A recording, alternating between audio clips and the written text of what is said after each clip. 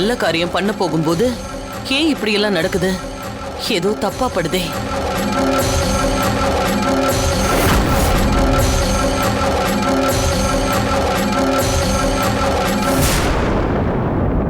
ருத்ரா, வெள்ளிக்கிழமை அதுமா சாமி பட கீழே விழுந்து உடைஞ்சிருக்கு.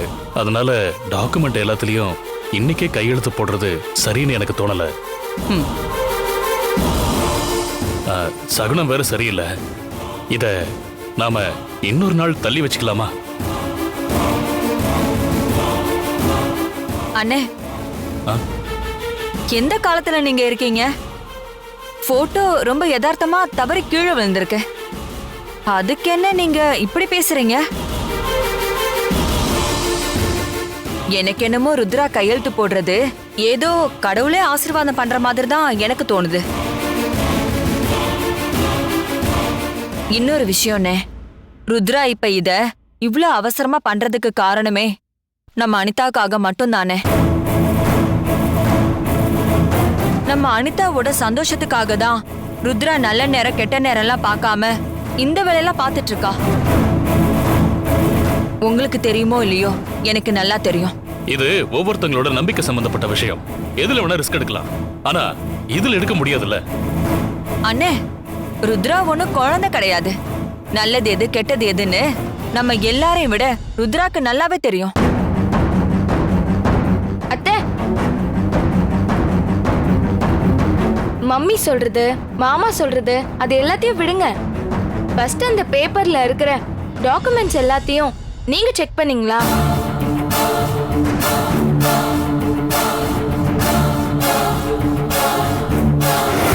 மேடம், பேப்பர் எல்லாமே ப்ராப்பரா ரெடி பண்ணிருக்கு.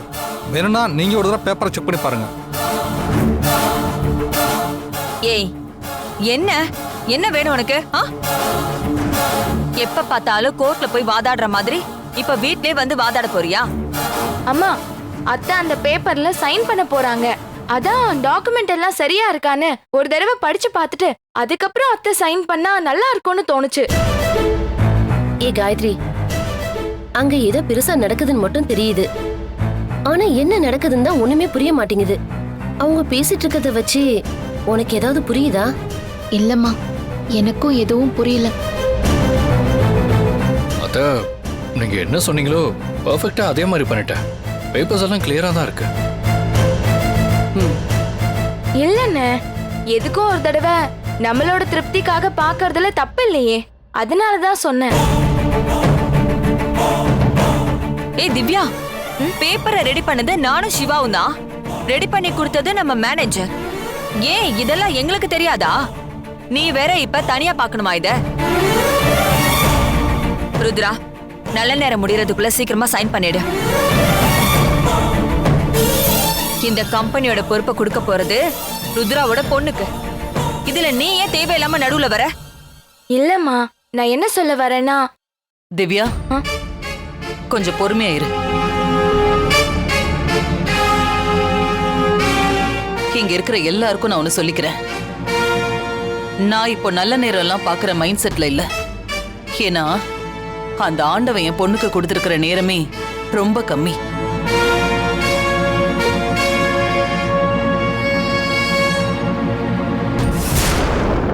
எனக்கு அவளோட சந்தோஷம்தான் முக்கியம். இந்த டாக்குமெண்ட்ஸ் எல்லாத்தையும் ரெடி பண்ண சொன்னதே நான் தான். அதுவும் இல்லாம டாக்குமெண்ட்ஸோட காப்பியை ஆல்ரெடி நான் படிச்சு பார்த்துட்டேன். இப்ப நான் சைன் பண்ண தான் போறேன்.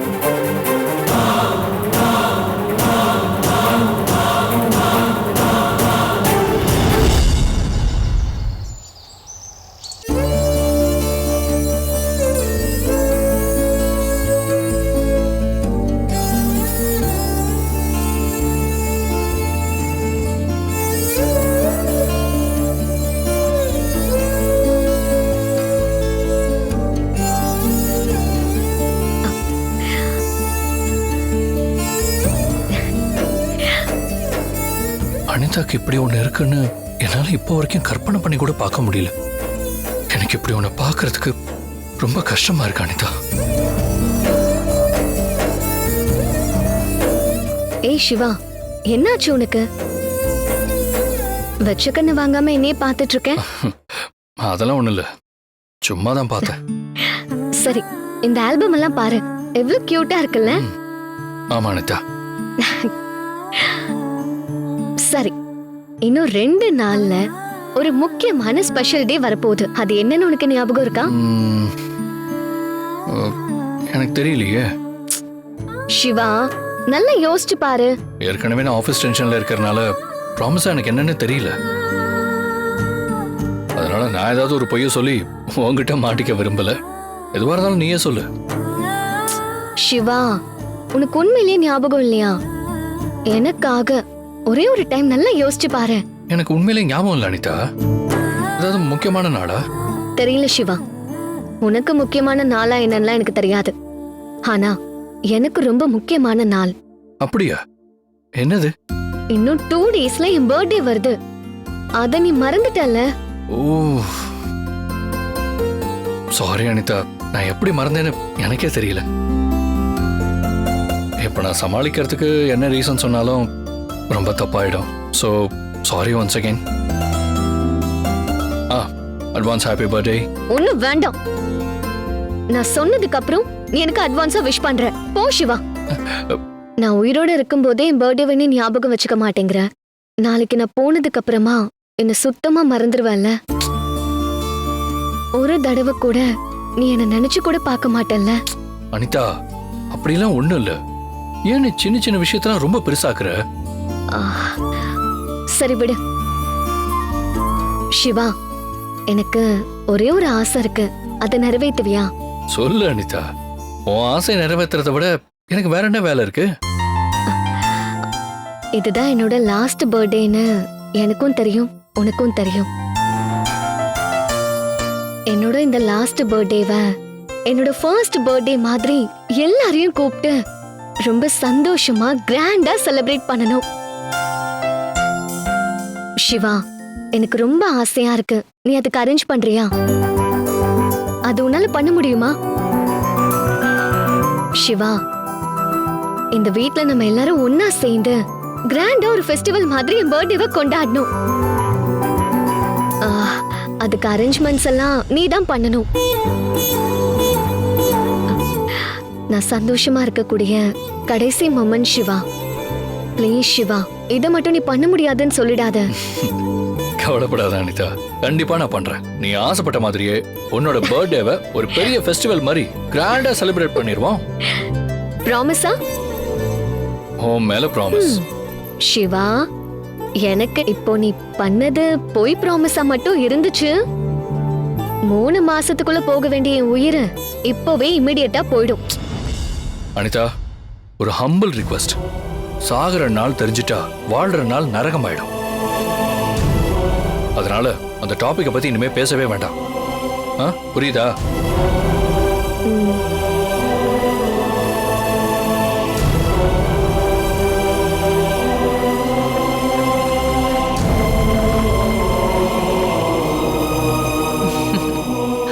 அனிதா, நீ சிவா கிட்ட பேசின எல்லாத்தையும் நான் கேட்டுட்டு தான் இருந்தேன்.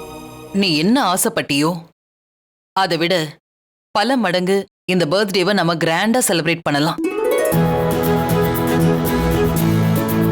இந்த பர்த்டே உன் லைஃப்ல மறக்க முடியாத பர்த்டேவா இருக்கும். Thank you so much, mummy. Love you, mummy.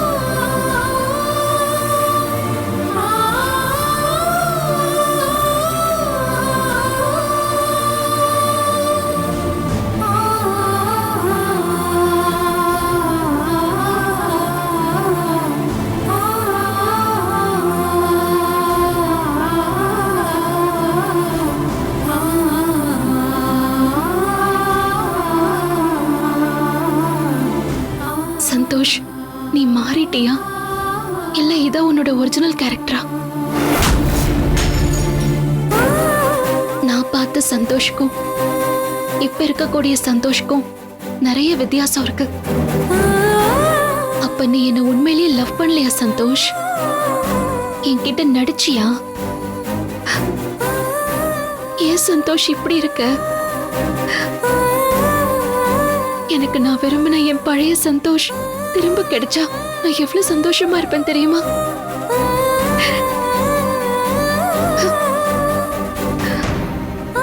நாம ஒவ்வொரு தடவை மீட் பண்ணும்போது நீ பேசின விஷயங்கள், நீ அன்பா ஆதரவா பேசின வார்த்தைகள், நீ என்ன அக்கறையா கவனிச்சுக்கிட்டது எதையுமே நான் மறக்கல சந்தோஷ்.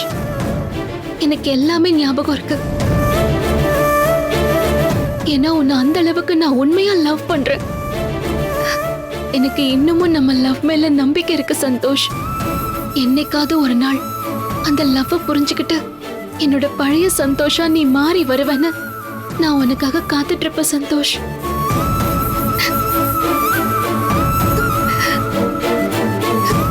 ஏ காயத்ரி, என்னாச்சு உனக்கு? எதுக்காக இப்படி கண்ணை கசக்கிட்டு இருக்க? இல்லம்மா, நான் நினைச்ச வாழ்க்கை எனக்கு அமையலம்மா. நான் என்னோட வாழ்க்கை பூரா சந்தோஷ் கூட ஒரு நல்ல வாழ்க்கையை வாழணும்னு தான் ஆசைப்பட்டேன். ம், ஆனா அது அவனுக்கே பிடிக்காத வாழ்க்கையா இருக்கு. சந்தோஷ் நிம்மதியா இருக்கணுமா? சந்தோஷ் சந்தோஷமா இருந்தாலே நான் ரொம்ப சந்தோஷமா இருப்பேன். எனக்கு இந்த வாழ்க்கையே வேண்டாமா. என்ன காயத்ரி நீ என்ன பைத்தியக்காரியா? அப்பப்ப ஏதாவது மாத்தி மாத்தி பேசிட்டு இருக்க. ஒரு நேரம் அப்படி பேசுற, இன்னொரு நேரம் இப்படி பேசுற. உன்னோட பெரிய ரோதனையே போச்சு. உனக்கு கொஞ்சமாவது அறிவுங்கிறது இருக்கா?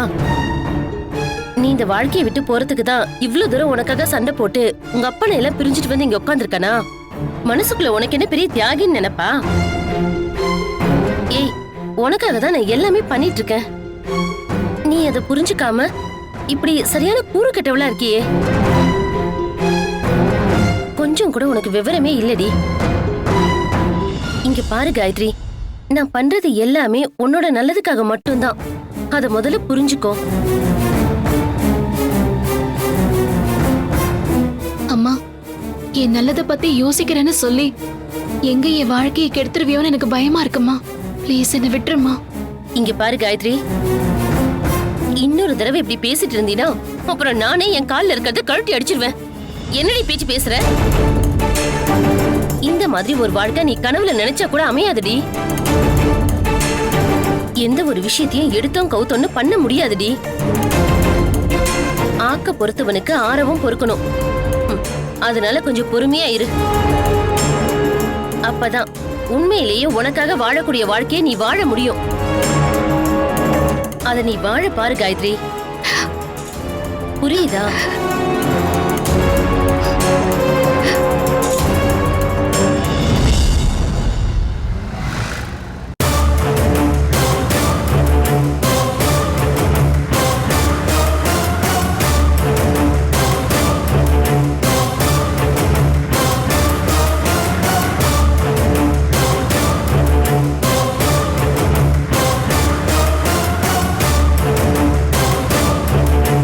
ரத்னம் ரத்னம் ரத்னம்.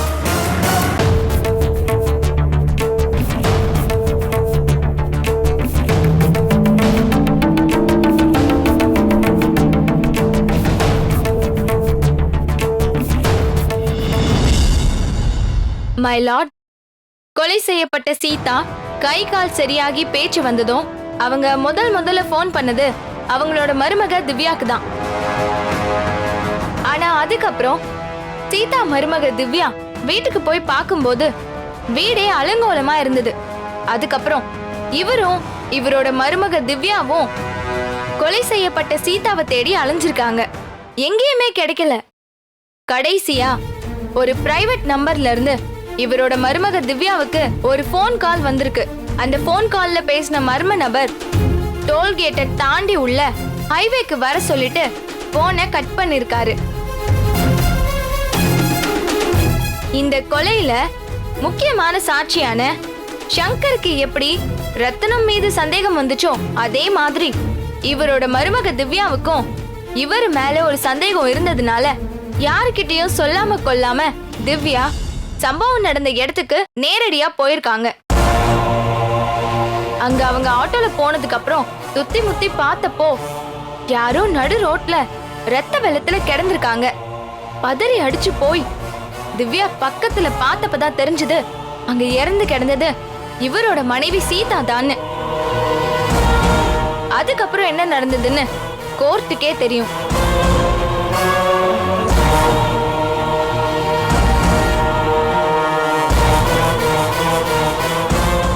செஞ்ச தப்புக்காக இது வரைக்கும் ஒரு நாள் கூட தண்டனை அனுபவிச்சதில்ல. ஆனா இந்த சீதா விஷயத்துல செய்யாத தப்புக்கு இத்தனை நாளா தண்டனை அனுபவிச்சிட்டு இருக்கேன். மை லார்ட், இப்ப நான் உங்ககிட்ட சமர்ப்பிச்சிருக்கிறது சில முக்கியமான சிசிடிவி ஃபுட்டேஜோட டேட் அண்ட் டைமோட போட்டோ. இதுக்கான வீடியோ ஆதாரத்தை நான் ஏற்கனவே கோர்ட்ல சப்மிட் பண்ணிருக்கேன். கொலை செய்யப்பட்டதா சொல்ற அந்த சீதா அந்த குடோன்ல இருந்து தப்பிச்சு ஓட ஆரம்பிச்சிருக்காங்க. சங்கர் குடிச்சிட்டு பயங்கர போதையில இருந்ததுனால சீதா அந்த இடத்தை விட்டு தப்பிச்சு போனது ரொம்ப நேரம் வரைக்கும் சங்கருக்கு தெரியாம இருந்திருக்கு. அதுக்கப்புறம் சுதாரிச்சு அவரு சீதாவை தேட ஆரம்பிச்சப்போ அவங்க எங்கேயுமே இல்ல. இந்த கேஸ்ல நாம கவனிக்க வேண்டிய முக்கியமான விஷயம், குடோன்ல இருந்து தப்பிச்சு போன சீதா ஹைவேல இறந்து கிடந்திருக்காங்க. குடோனுக்கும் ஹைவேக்கும் இடையில ஒரு இடத்துல தான் கொலையே நடந்திருக்கு.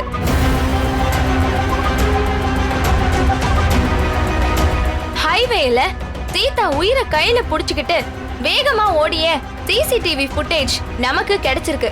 ஆனா டோல்கேட் வழியா சீதா வந்து போனதுக்கான எந்த ஒரு அடையாளமும் இல்ல.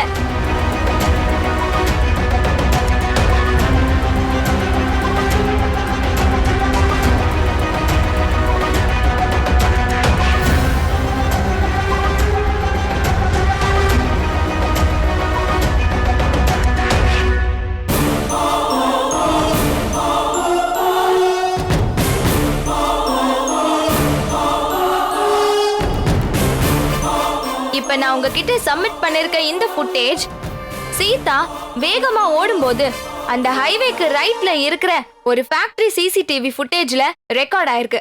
ஆனா சீதாவை துரத்திக்கிட்டு பின்னாடி யாருமே போகல.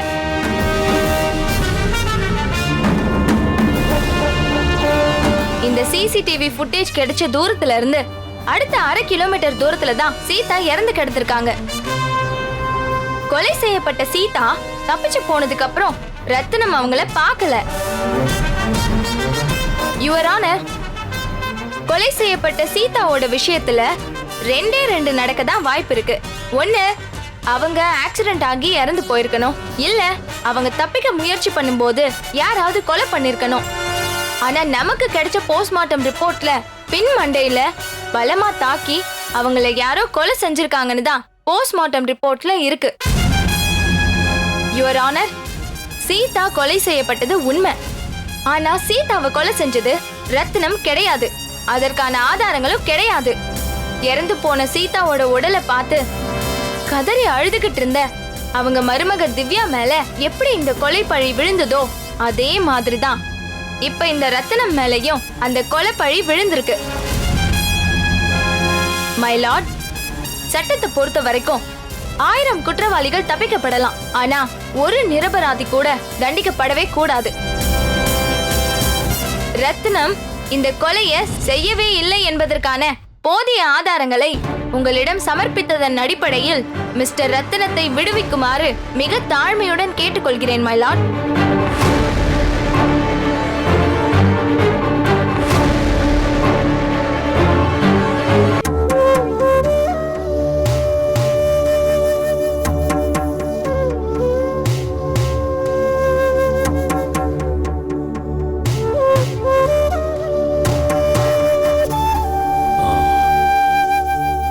ருத்ரா,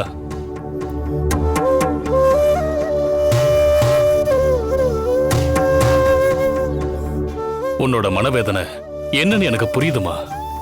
யார் என்ன ஆறுதல் சொன்னாலும் அதை சரி பண்ண முடியாதுன்னு எனக்கு நல்லாவே தெரியும். என்னன்னு தெரியலங்க, என்னையவே எனக்கு பிடிக்கல.